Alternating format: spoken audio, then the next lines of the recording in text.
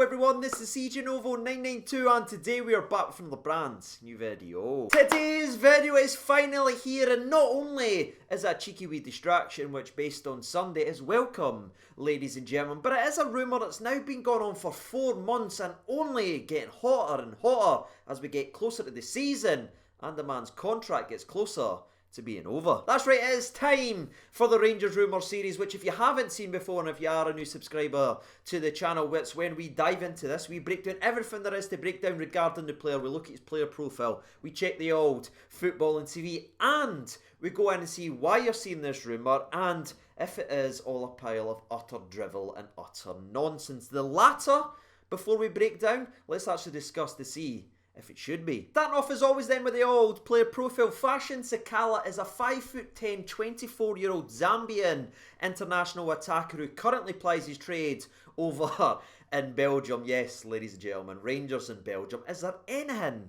more iconic lately? But as we just mentioned, there he is, an attacker, but he's not set in one position and he can't do anything else. No, he's actually capable of playing right across that attacking line from left wing to striker to right wing. He can play every single one of them and be effective in every single position, and that's probably one of the main reasons why 4 months after this rumour started that it's still lingering, and actually not only lingering, to be fair, it's getting hotter and hotter now as we get closer to the edge of the season, because the more he plays and the more people pay attention, the more people are seeing that this laddie's playstyle and how he approaches the game is literally made for how we set up and play. Regarding that actual playstyle, he's known for his incredible work rate, his never stopping when he's out on that part. That's why he barely lasts a 90 minutes, ladies and gentlemen, because he's all the actual time until literally he needs to get subbed off because he's got nothing left. But when he's actually in the game, he's not just running about for the sake of it. He's a bit of an aggressive nuisance. He loves to get after defenders, put them under pressure and try to win the ball. And that's whether he is out on the wings putting pressure on the fullbacks, trying to nip in, letting them know they're in for a game, or if he's battling up against two centre-halves where he likes to nip in, win the ball and either welcome the contact to win a cheap free kick, or, especially what he's been showing this season, he likes to dive in front of the defenders, hold the ball up, bring others into play, passing out to the fullback area, then spinning in behind his centre-back and bolting into the box to try and get on the end of a cross from out wide. All of that right there sounds very familiar. All impressive attributes, but his biggest attribute probably so far in his young career is that natural pace that he's got. This guy is absolutely rapid, but where I'm more impressed with his pace, it's not necessarily over like a big large period of time where he's just burning people for fun, leaving them for dead. You can see that in some of his clips and some of his highlights. He's just leaving people. But we all know up here playing for Rangers, you'll never ever get an M8 level of space to run in behind your fullback. No, we'll be against part of the bus team, low blocks, everything like that. So it's not really that stands out, but it's when he is in these tight areas, when he has got people on him, it's his quick feet and that initial burst over a couple yards that really impresses me and could be a massive gain and positive for us if he does come up the road. Because this league, especially when you're playing for one of the top teams against packed boxes and everything like that, it's about creating that space. It's about creating that half yard and getting the shot away. And if there's one thing that this man does above all is shoot the bloody ball. I mean, he leads the league in amount of shots that he has per game. All this frustration that we get sometimes with us overpassing and not willing to have a shot from range, or if there is a wee bit of space, we didn't take it, we pass it. I doubt we'll need to worry about any of that when that laddie's on the puck, because by God does he love to just let it rip. Which probably will go numerous ways. Sometimes he'll go in to the back of it like it has in its career, but in other times it will go miles wide and you sit back like, maybe he should pass it. But that's going to be what he brings to the table. He's not shy of having a shot. He loves to get space for himself and he loves to get the contact from defenders. That seems to get the boy going. But now we know a little bit more about the player and what he brings to the table. Let's transition perfectly in to some numbers and stats then, shall we? Because it's a numbers generation. Everybody loves some stats, and whenever we're linked with someone, people want to know. So let's look at his most recent season of football then, shall we? Which is of course in the top flight of Belgian football, where he has played 29 games in all competitions, scoring 13 goals, grabbing 3 assists, which makes it 16 goal contributions in 29 games. But more importantly and more impressively, he actually averages a goal this season every 162 minutes, which is very very good. And I'll be honest with you, I've been keeping an eye on this player now for a couple of months because I've seen the rumours heating up about January time, especially when we were going ahead and getting the likes of Simpson, Scotty Wright, Namdi Ofabor, all on pre-contracts. This one was sort of niggling away at the background, so I've kept an eye on the laddie, but to be honest with you, it's no surprise to me that he's having his best season this season, and the reason that is because now he's playing primarily as a number 9 that plays with his back to goal, that's linking and getting involved in absolutely everything. Like, there were spells in previous seasons in the top flight of Belgian football where he'd play maybe 5 games on the left, 2 games on the right, then 3 games at central, but now he is playing as that main focal point where he's back to goal to make things happen, then get in the box and try and get in the end of thing. And I really think his cleverness is starting to show this season and how good he is at being able to bring other people in and improve his team going forward. But taking a step away from that, let's look at his entire footballing CV then. At the age of just 24 years old, he has played 141 matches in his career, scoring 40 goals and having 10 assists to his name. And in those games, by the way, he's also notched up a very impressive 22 yellow cards, which really backs up what I mentioned earlier about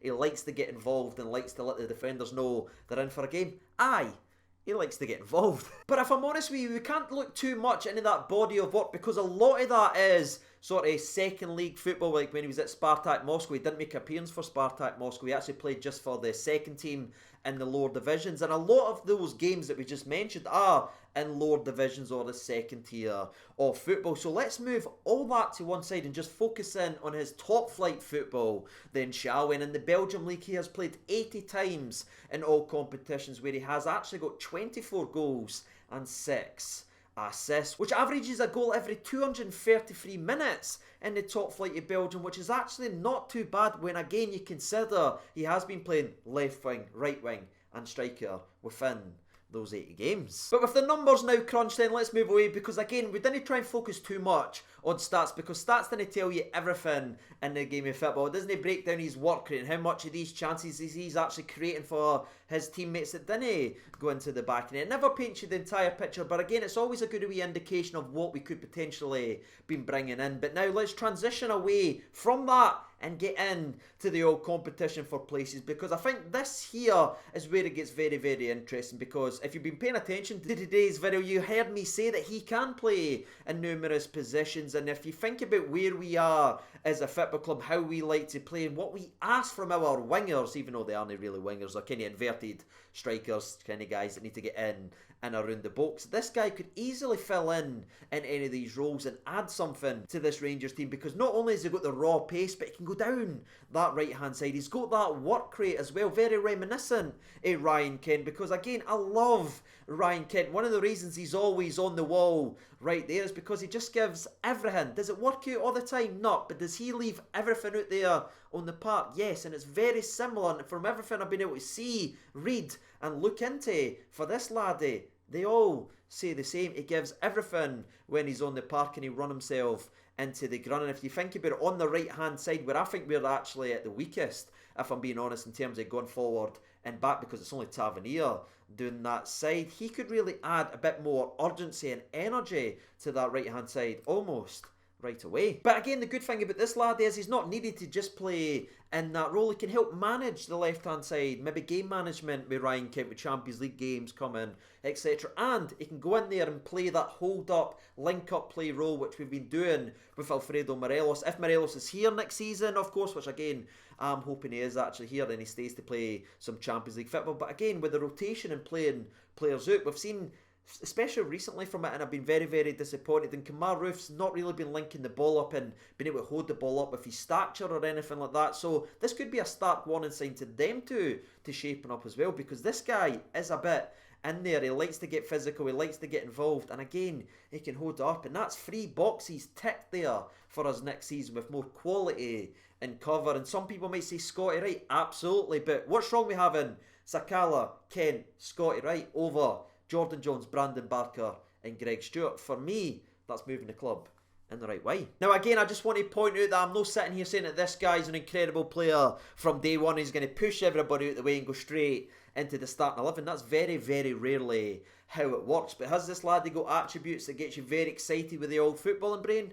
Absolutely, and I think players like this coming into the football club is when good coaching staff and good managers actually make the bread and butter. When they get these players who has good at this ability or good at this and then takes them into the next level. We've done that quite a lot with certain players at our football club. Ryan Kent is an example, a perfect example of that. And I think a lot of people will be commenting, who? In the comments section below, tweeting, who's that? Never heard of him. Ha ha ha. But they're the same people who commented who to Ryan Kent, who to Alfredo Morelos, who to Connor Goldson. Now sit and cheer every single one of them and realise what an important player they actually are. So the who stuff doesn't really matter to me. Is he got something about him that's very, very interesting, very exciting to look at?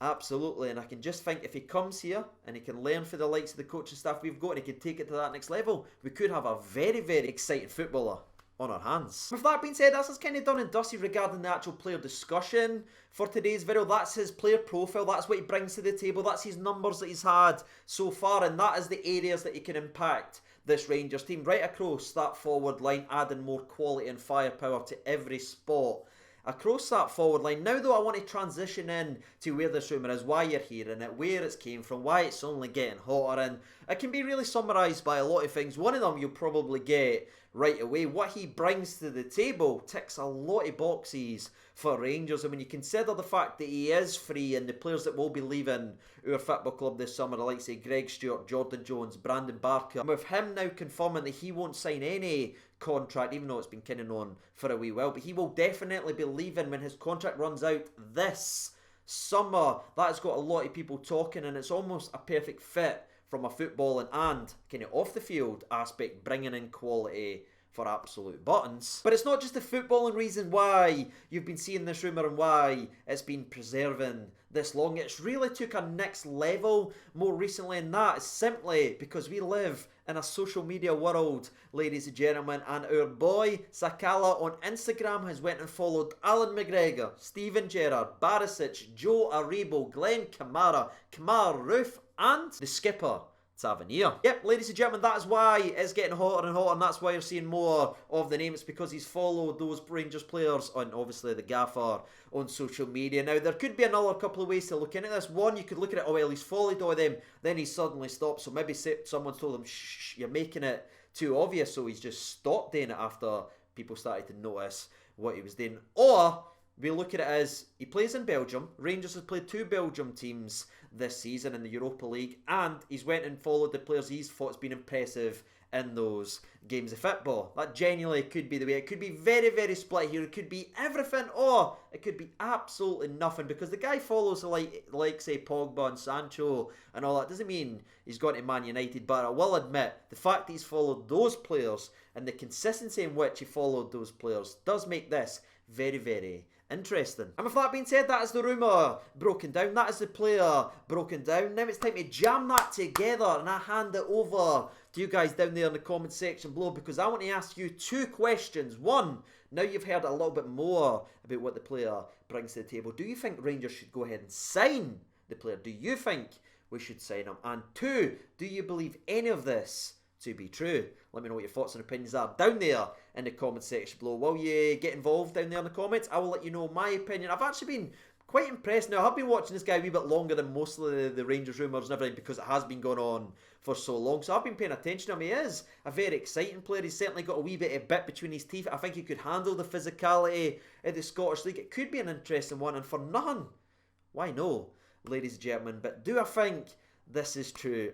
I don't know, man. This is Michael Beale's world, innit? We just live in it. It's so hard to judge these days, ladies and gentlemen, and I love that, because it gives us a natural football and conversation. And what's wrong with having a football and conversation down there to kill a wee bit of time to lead us into the next Rangers thing? But aye, it's an interesting one. Do I think it's true? That old saying you hear, when there's no smoke, a foot fire. Well, it's been smoking for 4 months, so I wouldn't be surprised if there's a wee bit of fire behind it. But that's us, ladies and gentlemen, boys and girls. That has been this week's Rangers Roundup. That has been the latest Rangers rumour. What have you thought about it? Let me know down there in the comment section below. And if you are still watching, if you didn't mind hitting the like button, and if you are new around here, subscribing to the channel, that would be greatly, greatly appreciated. We've kind of hit a standstill right now. We're not making any movement at all in 49k, so any help would be greatly appreciated, ladies and gentlemen. Thank you. Take care of yourselves. So see you in the next video, and bye.